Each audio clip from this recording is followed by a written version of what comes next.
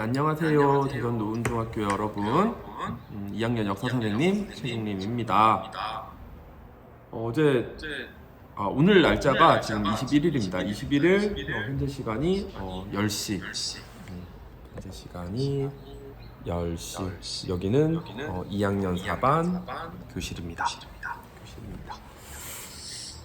어제 저기 시험 끝나고 잘들 쉬셨는지 모르겠어요. 아침 제가 줌 조회 시간에 이제 여러 친구들한테 물었을 때는 재밌게 논 것 같은데 뭐 다른 친구들도 즐거운 시간 보내셨으리라고 생각을 하고, 여러분들이 이제 즐거운 시간 보내고 있을 동안 학교에서는 열심히 성적 처리가 이루어졌습니다. 이렇게 성적 처리가 이루어졌고요. 역사 점수는 1학기와 비슷한 수준으로 나타났습니다. 그 결과값이 비슷한 수준으로 나타났고, 이번 시험 준비하는 과정에서 여러분들한테 가장 많이 들었던 질문이 이번 역사 시험 난이도가 어떤지에 대한, 그러니까 뭐 시험 쉬워요 뭐 이런 질문이 가장 많았습니다. 그때마다 제가 이번 시험은 이제 지난 기말고사 때보다는 어려울 것이다 라고 얘기를 했고, 1학기 때는 이제 코로나19라는 특수한 상황 속에서 치루어졌던 것이기 때문에, 물론 그렇다고 지금 코로나19가 종식된 건 아니지만 그 원격 수업으로만 진행되었던 좀 특수한 상황이었기 때문에 시험의 난이도를 일부러 굉장히 낮췄습니다. 낮춰서 시험을 봤는데 이번에는 그냥 정상적으로, 왜냐면 뭐 2학기 때부터는 제가 수업을 이렇게 찍어서 뭐 올리고 있는 상황이라서 평소 그냥 제가 시험 문제를 내는 난이도와 비슷하게 유사하게끔 시험 문제를 냈는데 1학기 때 성적하고 이제 비슷한 걸로 봐서는 여러분들이 준비를 나름대로 잘 해주었다고 생각을 지금 하고 있고요. 그런 부분에서 매우 고맙게 생각을 하고 있습니다. 이제 2학기 절반이 지나가는데 이제 남은 기간에도 수업을 열심히 잘 들어줬으면 좋겠고요. 이제 지금 한국사 2학기 나가고 있는데 고조선부터 시작을 해가지고 이제 삼국시대를 거쳐서 이제 통일신라, 그리고 이제 후삼국 시대 이렇게 쭉 이어지는 내용에 대해서 공부를 했다면 이제 남은 시간 동안에는 이제 고려, 그 다음에 이제 조선, 이제 이 두 나라에 대해서 이제 공부를 우리가 같이 하도록 할 거예요. 아마 시간이 이제 11월, 12월밖에 없기 때문에 이제 다 끝까지 나가지는 못할 수도 있을 것 같아요. 그래서 뭐 이제 남은 내용은 이제 기말고사 끝나고 또 천천히 배우면 되니까요. 뭐 무리하지 말고 재밌게 남은 기간 동안에도 역사 같이 공부를 했으면 좋겠습니다. 자, 오늘은 그 첫 시간 이제 고려입니다. 고려 건국은 이제 후삼국 통일 과정에서 이제 공부를 하긴 했지만 이제 본격적인 고려에 대한 내용은 처음이니까 이번 시간에도 재밌게 공부를 해 주었으면 좋겠습니다. 자, 그러면 준비된 영상 통해서 고려 한번 시작해 보도록 할게요. 네, 고려 첫 시간입니다. 먼저 이번 시간에 배울 내용은 고려 초 통치체제의 정비에 대한 내용이고요. 교과서는 118페이지, 그리고 119페이지, 그리고 120, 121페이지에 해당되는 내용인데, 시험 마지막, 그러니까 등교 기간 중에 여러분들 몇 명이 그 20분 챌린지 또 했으면 좋겠다라고 하는 얘기를 많이 하더라고요. 그래서 뭐 20분 챌린지는 오늘은 아니지만 가급적이면은 조금 뭐 첫 시간이니까 조금 짧게 수업을 할 수 있도록 할 거고요. 그래서 고려초 통치체제 정비가 사실은 1시간 만에 할 수도 있는데 둘로 쪼갰습니다. 자, 그래서 오늘 좀 가벼운 마음으로 고려시대를 한번 떠나가 보도록 하겠습니다. 자, 이번 시간의 학습 목표인데요. 첫 번째는 태조의 정책을 설명할 수 있다 이고요. 두 번째는 광종과 성종의 왕권 강화 정책을 정리할 수 있다로 잡아보았습니다.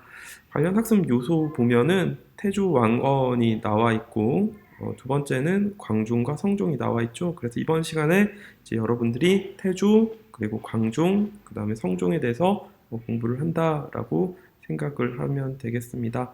그래서 고려 초기에 여러분들이 꼭 알아야 될 왕이 세 사람 있습니다.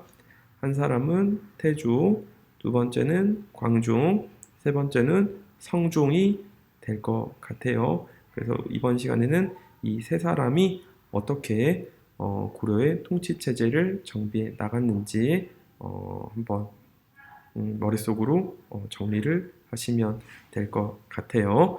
자, 태조 왕건이 첫 번째 왕이니까요. 태조 왕건에 관련된 내용부터 공부를 해보도록 하겠습니다. 자, 후삼국 통일 이후 태조 왕건은 내가 태조 왕건이었다면은 이란 질문을 제가 한번 던져볼게요. 자, 여러분들이 후삼국 통일 이후 태조 왕건이다 라고 생각하면은 가장 먼저 어떤 점에 포인트를 맞춰서 국가를 운영할 것 같아요? 아직 이제 신라가 무너진 지 얼마 안 되는 시간이었고요. 신라말 여러분들이 알고 있는 것처럼 굉장히 큰 혼란의 시기, 백성들은 굉장히 살기 어려웠던 시기였고요. 그 다음에 후삼국을 통일한 막 직후이기 때문에 여전히 사람들 사이에서 갈등의 불씨가 남아있던 그런 상황이었다라고 생각을 하시면 되겠습니다. 자, 그래서 태조는 어떠한 정책을 펼쳤는지 한번 살펴보도록 하겠습니다. 자, 먼저 태조가 펼쳤던 첫 번째 정책은 호족 포섭 정책입니다. 호족은 이제 여러분들하고 이미 공부를 했고, 이제 포섭이라는 단어가 낯설게 느껴지실 수도 있을 것 같은데요. 포섭할 때 포는 우리 포옹한다라고 하잖아요. 영어로는 hug라고 하죠.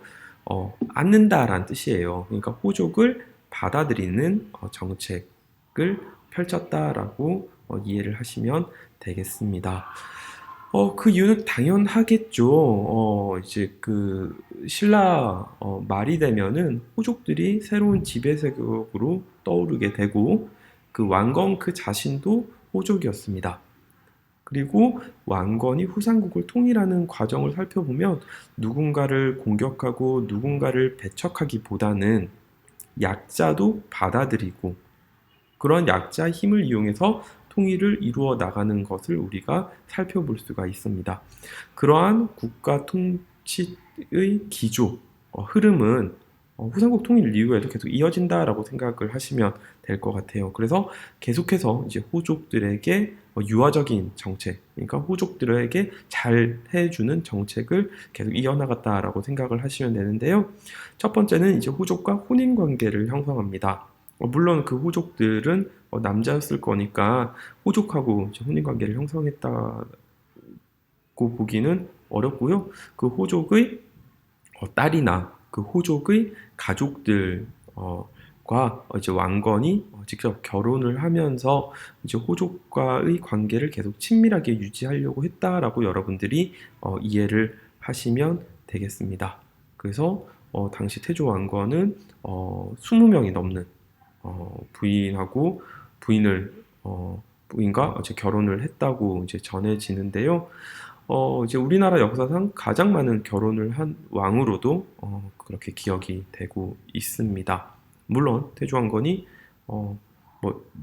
여성에 대한 그런 게 있다기보다는 호족 포섭 정책의 일환으로 그런 혼인 관계를 형성했다라고 이해하시면 되겠고요. 그 외에도 이제 호족에게 성씨를 하사, 그러니까 성을 하사한다는 거예요. 그러니까 태조 왕건이 이름이 왕건이잖아요. 그러니까 왕씨라는 성씨를 하사하면서, 그러니까 역시 마찬가지로 이제 자신의 세력으로 이렇게 끌어들이려고 했고, 이제 관직이나 토지를 이제 하사하기도 하였습니다. 그렇다고 해서 태조 왕건이 호족들에게 늘 이렇게 유화적이고 이제 낮은 자세로 임했던 건 아니고요.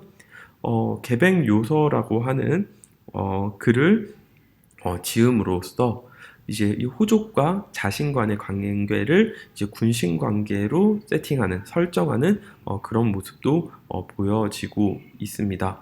그리고 이제 우리 교과서에는 나오지는 않지만 이 태조 왕건이 펼쳤던 이 호족과 관련된 정책으로는 기인제도라고 하는 제도가 있어요. 기는 뭐 요즘 말로 하면 뭐 인질 로 이제 풀이가 될 수 있을 것 같은데 유력한 호족의 자녀들을 계송으로 송악으로 불러들입니다. 그래서 이제 이들에게 땅도 주고 교육도 시켜요. 그럼 이렇게 했을 때는 마치 잘해준 것처럼 보이겠지만 만일 지방에서 호족이 왕건에 대해서 반대하는 그런 목소리를 낸다 했을 때 이 기는 어떻게 될까요? 네, 뭐 여러분들이 생각하는 것처럼 이제 인질로서 삼기 때문에 이제 호족들이 이제 함부로 이 왕건에게 이제 대항할 수 없는, 그래서 이제 잘해주기도 하지만 이제 견제도 하는, 그러니까 소위 말하는 이제 밀당을 통해서 이 당시 지배 세력이었던 호족을 통제해 나갔다, 이렇게 이해를 하시면 되겠습니다. 자, 그 다음 이제 민생 안정 정책을 펼쳤는데요. 아까 말한 것처럼 신라 후기 이후에 백성들의 삶은 굉장히 어려웠습니다. 그래서 이제 백성들의 세금을 감면해주고, 그 다음에 이제 빈민, 가난한 사람을 이제 구제해주는 등 이제 민생을 안정시키려고 하는 그런 정책을 펼쳐 나갔고요. 그 다음 이제 당시 이제 막 국가가 통일된 시점이었기 때문에 민족의 재통합을 위한 노력도 이어 나갔습니다. 자, 그래서 이제 거란의 멸망한 발해 유민을 받아들였고요. 옛 후고구려나 옛 후백제 출신 세력도 지배 세력으로서 수용을 해 나갔습니다. 이제 지난 우리 고려의 건국 때 이제 고려라는 국명이 왜 나타났는지에 대해서 이제 우리가 공부를 한 적이 있는데요. 이제 고구려 계승 의식 때문이죠. 그래서 고구려의 구자만 빼면은 고려가 돼요. 한자도 똑같아요. 그래서 이 고려는 이제 고구려의 계승자임을 명백하게 밝혔기 때문에 옛 고구려의 땅도 회복하려고 하는 그런 노력을 펼쳤어요. 그래서 이제 지도를 보시면 알겠지만 고려가 있던 땅은 과거 통일신라의 땅이잖아요. 그래서 옛 고구려의 땅을 되찾기 위해서 북쪽으로 나아가는 북진 정책을 펼치게 되는데요. 이제 그러다 보니까 이제 발해에 대해서는 우호적인 입장을 가졌던 것 같아요. 그래서 이제 거란에 멸망한 이제 발해 유민을 이제 수용했고요. 그래서 지금 우리나라에 남아있는 성씨들 중에 태씨라는 성을 가진 사람들이 있을 거예요. 그 태씨가 과거 이제 대조영의 대씨거든요. 그래서 이때 그렇게 발해 유민을 수용하기도 하고, 그 발해를 멸망시킨 거란에 대해서는 굉장히 적대적인 입장을 취하였습니다. 그래서 뭐 일례로 뭐 한 사례로 어떤 게 있었냐면 이제 고려가 이제 후삼국 통일을 했을 때 이제 막 건국을 했을 당시에 그 거란에서 그 축하의 의미로 선물을 보낸 적이 있습니다. 어떤 선물을 보내주었냐면 낙타를 선물을 해준 적이 있어요. 낙타를. 그런데 이제 그 태조 왕건이 그 거란에 대해서 이제 우리는 적대적인 입장이다라는 것을 보여주기 위해서 그 거란이 선물로 보내온 낙타를 그 통학에 있는 다리 중에서 만부교라고 하는 다리가 있는데 그 만부교 밑에다가 묶어놓고 굶어 죽인 일이 있어요. 그러니까 사람들 다 보는 앞에서 거란의 선물을 거절을 한 거죠. 뭐 그런 식으로. 뭐 사실 그 뭐 낙타가 무슨 죄가 있겠습니다만은 뭐 어쨌든 뭐 그렇게 이제 거란과의 국교를 단절하는 등 이제 고구려 계승의식을 뚜렷하게 했고, 뭐 그 과정에서 나온 정책이 북진 정책이다라고 이해를 하시면 되겠습니다. 그래서 과거 장수왕이 남진 정책을 펼치면서 이제 평양으로 수도를 옮긴 것처럼 이제 태조 왕건이 북진 정책을 펼쳤을 때는 그 평양을 서경, 서쪽의 서울이다. 그래서 서경이라고 이름을 붙이고 굉장히 중요시했었고요. 뭐 이 과정에서 이제 대동강을 더 넘어서 청천강에서 영흥강에 이르는 지역까지 이제 영토가 확장되기도 하였습니다. 그리고 이제 이 태조 왕건이 이제 죽기 직전에 남긴 이제 유언과 같은 성격을 가진 문서가 이제 훈요 10조인데, 훈은 가르치다, 유는 우리 요약할 때 요자. 그러니까 일종의 썸머리죠. 그래서 이제 후대 왕들에게 남긴 이제 가르침 10개가 남아 있는데 얘는 교과서 118쪽에 나와 있어요. 그래서 이제 10개 중에 7개가 소개가 되어 있는데 오늘의 과제입니다. 그래서 교과서 118페이지 탐구활동 태조의 훈우 10조 오늘 지금 한번 해보시면 되겠습니다. 그래서 얘는 이제 다음에 검사할 테니까 꼭 하셔야 됩니다. 자, 넘어가도록 할게요. 자, 준비된 영상 한번 보면서요. 다음 내용 또 한번 같이 살펴보도록 하겠습니다. 전국 각지의 호족과 혼인관계를 맺은 태조. 오늘은 또 어느 지방 호족의 따님을 얻으셨나? 강원도 철원 쪽이라지 아마. 이 결혼은 지방 호족들을 끌어들이기 위한 어쩔 수 없는 선택이라네. 태조 왕건은 후 삼국 통일을 전후하여 다양한 정책을 펼쳐 나라의 기반을 다졌습니다. 그 과정에서 많은 호족과 혼인관계를 맺어 무려 29명의 부인을 두기도 하였죠. 태조 이후의 왕들은 왕권을 안정시키고 정치제도를 정비하였습니다. 그리하여 귀족 중심의 사회가 형성되었어요. 한편 10에서 12세기의 고려는 송, 거란, 여진 등과 교류하거나 전쟁을 하며 발전해 나갔습니다. 지금부터 후 삼국 통일 과정과 의의를 파악하고 고려 전기의 정치제도와 대외 관계를 살펴봅시다.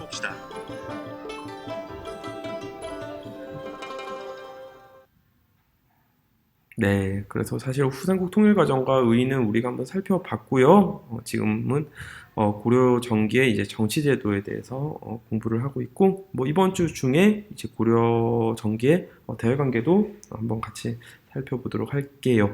자, 여러분 이제 교과서 이제 119페이지로 한번 건너가 보도록 하겠습니다. 자, 이렇게 이제 고려라는 나라를 세우고 후삼국을 통일했던 이제 태조 왕건이 이제 훈요 10조를 남기고 화려했던 생애를 마무리하게 됩니다. 그리고 그 뒤 이제 고려의 상황이 이제 어떻게 전개가 되었냐면요. 이제 태조의 뒤를 이어서 즉위한 왕이 해종과 정종이라고 하는 왕이 있었고요. 해종과 정종은 형제 관계예요. 형제 관계인데 엄마가 달라요. 엄마가 다르고 해종의 이제 옆에 이제 숫자가 해종과 정종 옆에 숫자가 나와 있잖아요. 이 각각의 이제 재위 기간인데요. 해종은 943년에 즉위를 해서 945년에 그 생을 마무리합니다. 그리고 정종 같은 경우는 945년에 즉위를 해서 949년에 그 생을 마무리를 짓게 돼요. 그러니까 굉장히 재위 기간이 짧고 뭐 일찍 죽었다라고 생각을 할 수 있겠죠. 그러니까 그만큼 당시의 왕권이 이제 매우 불안정했다는 것인데요.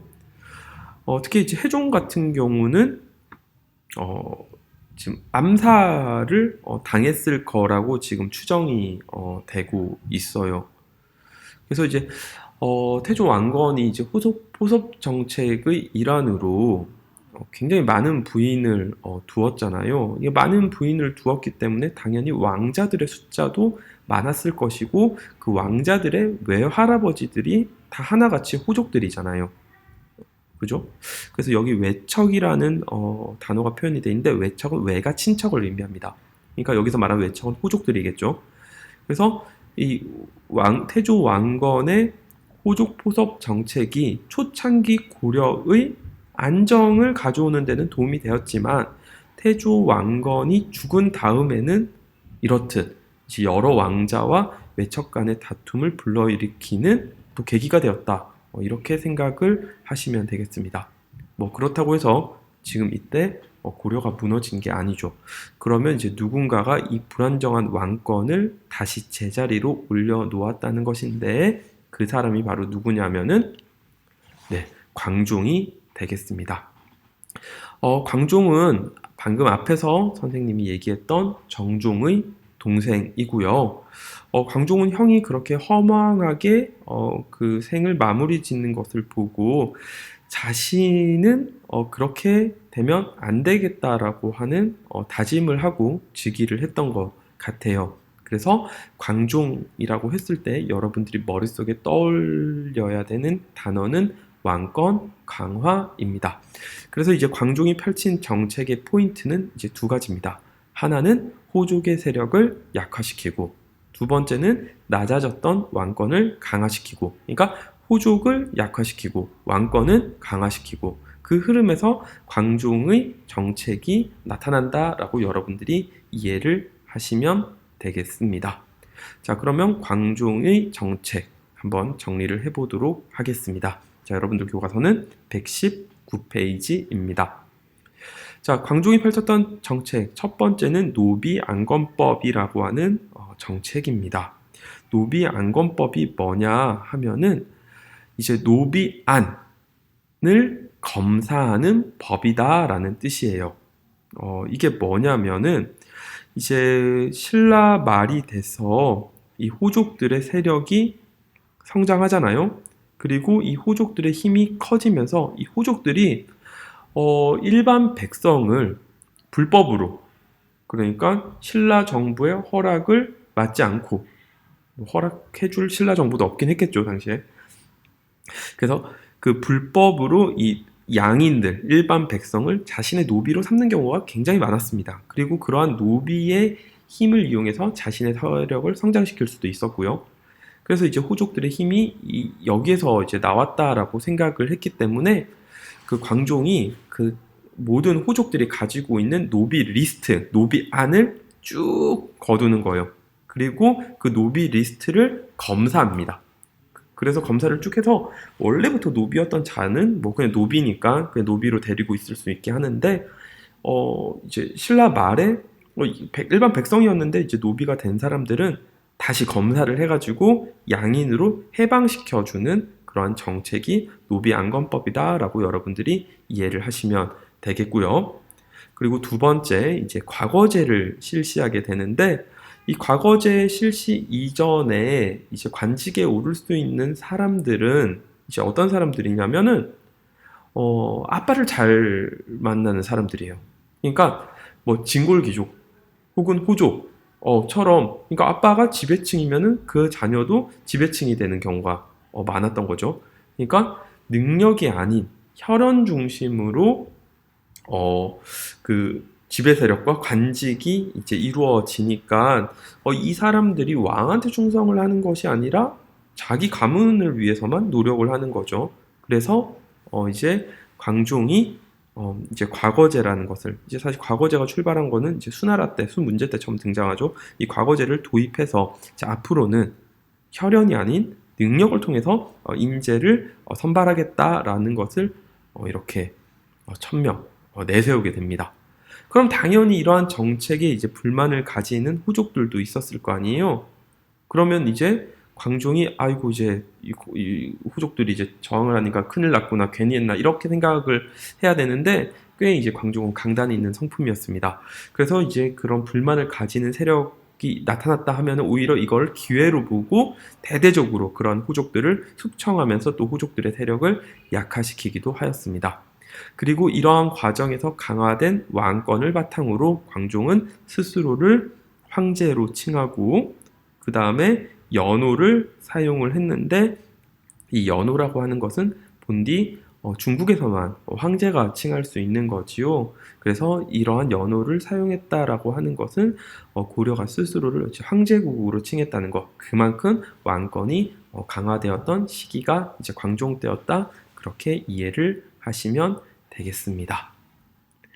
하지만 이제 광종이 이제 왕권을 강화하는 과정에서 이제 밑에 있는 신하들을 숙청하고 제거하고 이러다 보면은 이제 왕권은 강화될 수 있겠지만 여러 사람들이 자신의 의견을 국가를 위해서 내기는 굉장히 어려워지겠죠. 그래서 이제 아마 광종의 왕권 이후 고려는 굉장히 분위기가 이제 험악하고 삼엄했을 거라고 추정이 됩니다. 뭐 그런 내용은 이제 여러 가지 이제 기록에도 나와 있는데 그 119페이지 밑에 나와 있는 그 최승로라고 하는 사람이 있어요. 그 최승로 역시도 이제 그 광종 당시의 조정의 분위기를 굉장히 부정적으로 표현을 하고 있습니다.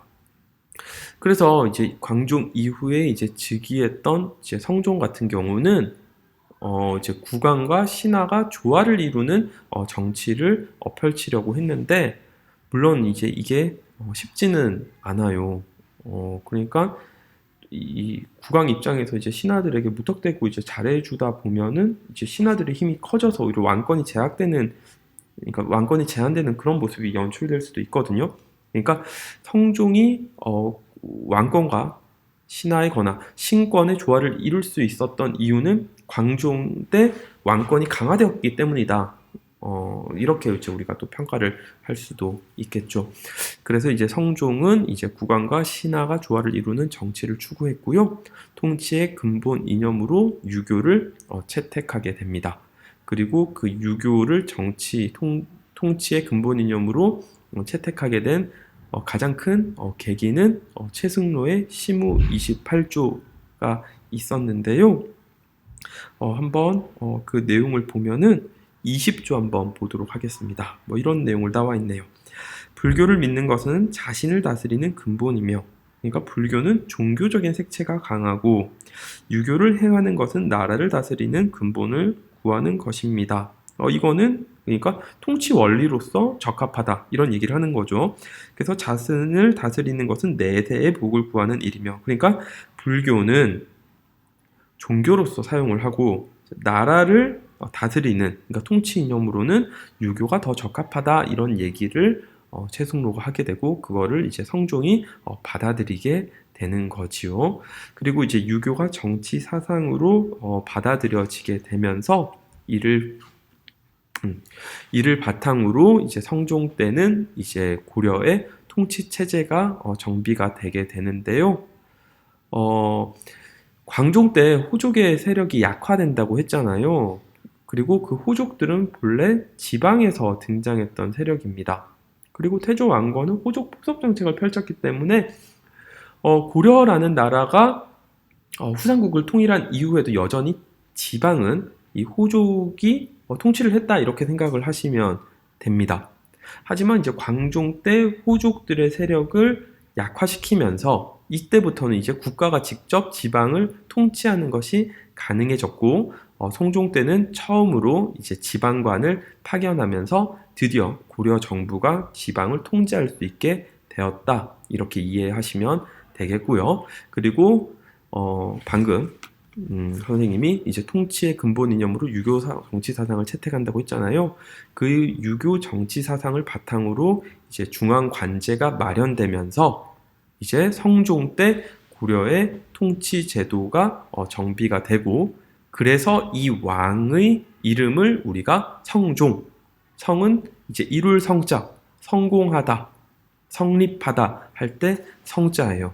그래서 고려라고 하는 나라가 이제 완성된, 완성에도 성자가 들어가네요. 고려라는 나라를 완성시킨 사람이 성종이기 때문에 성종이라는 이름이 붙었다. 이렇게 여러분들이 이해를 하시면 되겠습니다. 자, 오늘 수업 이제 곧 30분이 1분 30초 남았는데, 자, 형성평가 풀고 오늘 수업 마쳐보도록 하겠습니다. 자, 1번 한번 볼게요. 괄호 안에 알맞은 것을 골라 동그라미 하면 되는데, 자, 태조가 실시한 정책의 방향과 성격을 알 수 있는 문서 훈요 10조와 시무 28조. 자, 정답은 훈요 10조가 되겠죠. 자, 2번 한번 보도록 하겠습니다. 과거제는 광종, 성종 때 처음 실시되었다. 자, 광종 때 실시되었을까요? 성종 때 실시되었을까요? 자, 정답은 네, 그렇죠. 광종이 되겠죠. 자, 남은 정리하기 한번 보도록 하겠습니다.